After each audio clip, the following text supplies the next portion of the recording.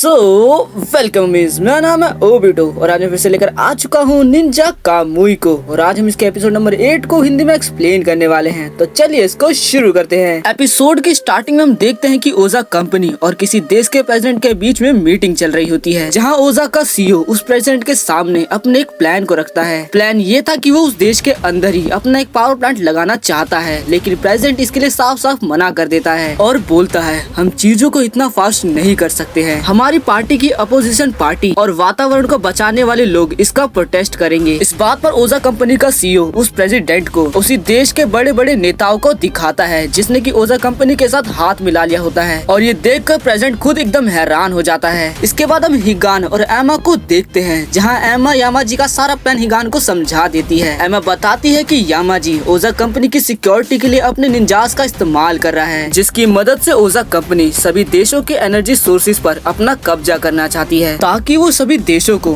अंदर से कंट्रोल कर सके। आगे एमा बोलती है कि जब मैं यामाजी के साथ काम कर रही थी तब मुझे इतना तो समझ में आ चुका था कि यामाजी और ओजा कंपनी मिलकर निंजास को पपेट की तरह इस्तेमाल करेंगे, और इसीलिए मैंने वहीं रहकर ज्यादा से ज्यादा ओजा कंपनी और यामाजी के बारे में इंफॉर्मेशन निकाली, ताकि मैं बाद में उनकी मदद से तुम्हारी मदद कर सकूं। इसके बाद दूसरी तरफ हम माइक और जेसन को देखते हैं, जहाँ माइक निंजा और ओजा कंपनी के बारे में जेसन को सब कुछ बता देता है, और ये जानकर जेसन काफी ज्यादा डरने लग जाता है। माइक बोलता है जो तुम ये अकेले ही ओजा कंपनी के सर्वर्स को हैक कर रहे थे, ये तय है कि तुम जल्दी ही पकड़े जाते, पर अब चिंता मत करो, अब मैं तुम्हारे साथ हूँ, तो अब तुम मेरी मदद करो ओजा कंपनी को नीचे गिराने में, और मैं तुम्हारी प्रोटेक्शन करूंगा। ये सुनकर जेसन को थोड़ा रिलीफ मिलता है। जिसके बाद जेसन माइक से एमा के बारे में पूछता है, लेकिन इस पर माइक कुछ नहीं कहता और चुप ही रहता है। इसके बाद हम वापस से एमा और हिगान को देखते हैं। दोनों के दोनों अभी ओजा सिटी के अंदर एक जाम में फंसे होते हैं और आगे सिक्योरिटी चेकिंग चल रही होती है। तभी एमा कामुई की मदद से वहाँ के सभी सर्वर्स को हैक कर लेती है और सभी की नजरों से बचते हुए और सिक्योरिटी के हाथ ना लगते हुए सिटी से दूर भाग जाते हैं। आगे हिगान एमा से यामाजी की लोकेशन के बारे में पूछता है, लेकिन खुद एमा को यामाजी की लोकेशन के बारे में नहीं पता होता। जिसके बाद एमा बोलती है हमने जो भी काम किया है उससे यामाजी ने अपने प्लान को और भी ज्यादा फास्ट कर लिया होगा, और इसीलिए हमें भी बिना रुके आगे बढ़ते रहना होगा, जिसके लिए हमें कामुई को सुपर चार्ज करना होगा। और इसी काम के लिए वो दोनों एक अनफिनिश्ड पावर प्लांट के पास जा रहे होते हैं। आगे एमा बोलती है हो सकता है कि वहाँ पर भी ओजा कंपनी के रोबोट्स भी हों और तुम्हें उनसे लड़ना पड़े। हिगान बोलता है इसके लिए मैं बिल्कुल तैयार हूँ, और शायद इसी की वजह से मैं उनसे यामाजी की लोकेशन के बारे में पता लगा पाऊँ। एमा बोलती है याद रखना जब पिछली बार तुम कामुई की मदद से लड़ रहे थे और जो फीलिंग तुम्हें उस वक्त आ रही थी उसे हमेशा याद रखना, क्योंकि उस फीलिंग की मदद से ही कामुई और भी अच्छा परफॉर्मेंस दिखाएगा, और साथ ही तुम्हें अपने गुस्से पर भी काबू रखना होगा। हिगान बोलता है मैं इतनी आसानी से अपने गुस्से पर काबू नहीं रख सकता हूँ। इसके बाद हम देखते हैं कि रात हो जाती है और एमा अपने ट्रक को एक सुनसान सी जगह पर रोक लेती है। यहाँ हिगान अकेला बैठकर मारी की बातों को ही याद कर रहा होता है, और वहीं ट्रक के अंदर एमा सोचती है कामुई हिगान की हर्ट और विल पावर से काम करता है, अगर आगे कुछ भी गड़बड़ होती है तो मैं हिगान को जिंदा बचा लूंगी। नेक्स्ट सीन में हम ओजा कंपनी के सीईओ को देखते हैं, जो कि एक और देश की प्रेसिडेंट को अपने रोबोट्स का डेमो दिखा रहा होता है कि कैसे वो किसी भी देश की आर्मी को चुटकियों में खत्म कर सकते हैं। ये देखकर वो प्रेसिडेंट काफी ज्यादा इम्प्रेस हो जाती है। वहीं दूसरी तरफ हम बिग डी को अपने रोबोट्स के साथ देखते हैं, जहां बिग डी वायरलेसली अपने रोबोट्स को सक्सेसफुली चार्ज कर रहा होता है, लेकिन उसी फैसिलिटी में एमा भी आ जाती है और वो छुपकर से एक पावर चार्जर को चुराकर भाग रही होती है। इस चार्जर से कामुई कहीं भी खुद को चार्ज कर सकता है। एमा ये लेकर वापस से हिगान के पास भाग रही होती है, लेकिन तभी बिग डी उसे देख लेता है और अपने दो इंसेक्ट रोबोट से एमा पर अटैक करा देता है, और एमा उसके अटैक से बचने लग जाती है। लेकिन तभी एंट्री होती है हिगान की, और वो सही समय पर आकर एमा को बचा लेता है। हिगान को कामुई के अंदर देखकर बिग डी बोलता है तो ये एक वॉरियर टाइप रोबोट है, मैं हमेशा से ही एक वॉरियर टाइप रोबोट से लड़ना चाहता था, और हाँ मैं ये जानता हूँ कि तुम यहाँ पर किस चीज की तलाश कर रहे हो। अगर तुम अपने रोबोट से फाइट में मुझे हरा देते हो तो मैं यामाजी की लोकेशन तुम्हें बता दूंगा। इस पर एमा बोलती है मुझे तो ये एक ट्रैप लग रहा है। हिगान बोलता है इससे कोई फर्क नहीं पड़ता ये एक ट्रैप है या नहीं, लेकिन अगर हम इसे नहीं हरा सकते तो हम यामाजी को कैसे हराएंगे। इसके बाद बिग डी और कामुई आपस में लड़ने लगते हैं। बिग डी अपने सेंटीपीड रोबोट की मदद से कामुई को पकड़ लेता है, जिसके बाद कामुई को काफी ज्यादा शॉक लगने लगता है। वहीं दूसरी तरफ एमा सोचती है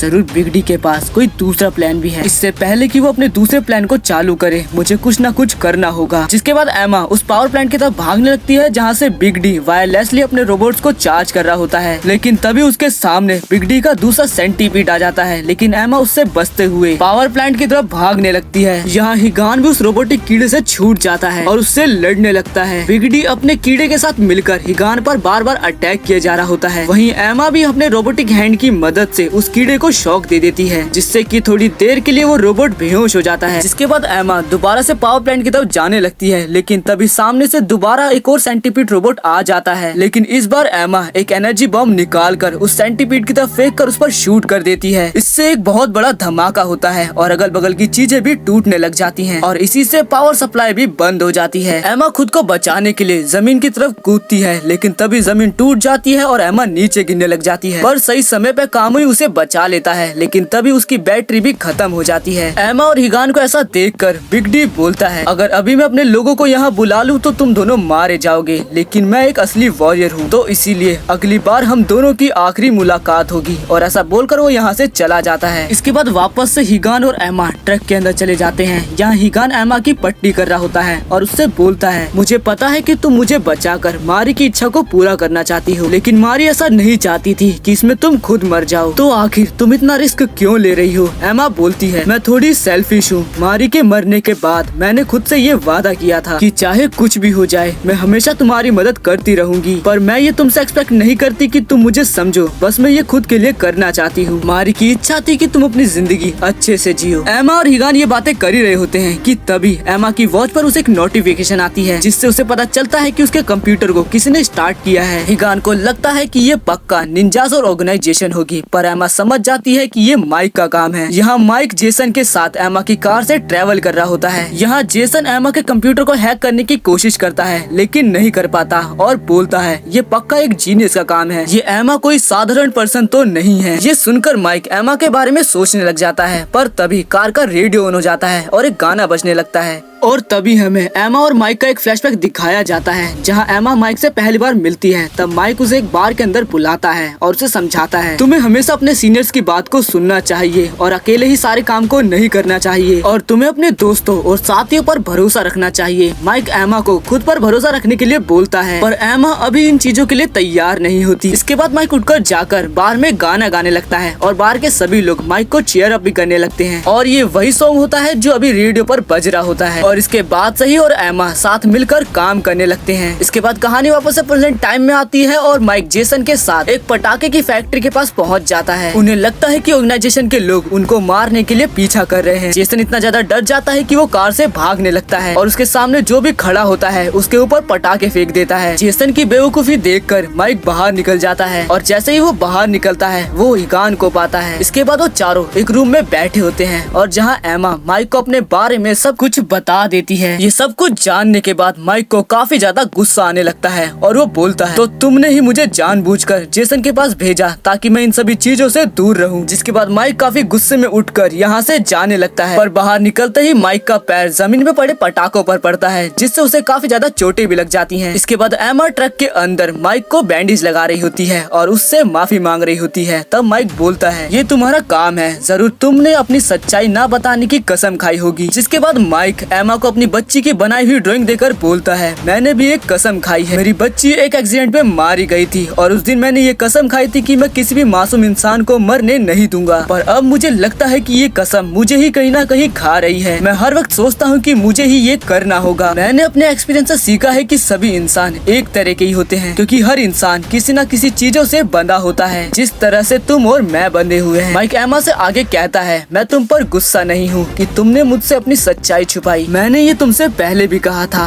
और आज भी कह रहा हूँ, तुम मुझ पर भरोसा कर सकती हो। एमा माइक से बोलती है, तुम्हें पक्का अभी ये ड्राइंग तुम्हें एक कर्ज की तरह लग रही होगी, पर एक दिन जरूर ये ड्राइंग तुम्हारे किसी न किसी काम तो आएगी। जिसके बाद दोनों हंसने लग जाते हैं। अगले सीन में एमा माइक और जेसन को भी यामाजी के प्लान के बारे में और ओजा कंपनी के बारे में सब कुछ बता देती है। निंजा रोबोट्स को देखकर जेसन चौंक जाता है। माइक बोलता है, अगर अभी ये बात हम सभी लोगों को बताएंगे तो कोई भी हमारी बातों पर भरोसा नहीं करेगा। एमा बोलती है, हम हाथ पर हाथ धरे तो बैठ नहीं सकते हैं, क्योंकि अगर एक बार उनका प्लान कामयाब हो गया तो हम चाहकर भी कुछ नहीं कर पाएंगे। इसके बाद हम ओजा के सीईओ को गवर्नमेंट के कुछ लोगों के साथ मीटिंग करते हुए देखते हैं। वो लोग ओजा के सीईओ से किसी घटना को छुपाने की बात करते हैं ताकि लोगों को ज्यादा शक ना हो। इस पर सीईओ मान जाता है और इसी के साथ ये वाला एपिसोड यहीं पर खत्म होता है और हम मिलेंगे नेक्स्ट एपिसोड में। जब तक के लिए मेरे चैनल को सब्सक्राइब जरूर से कर ले।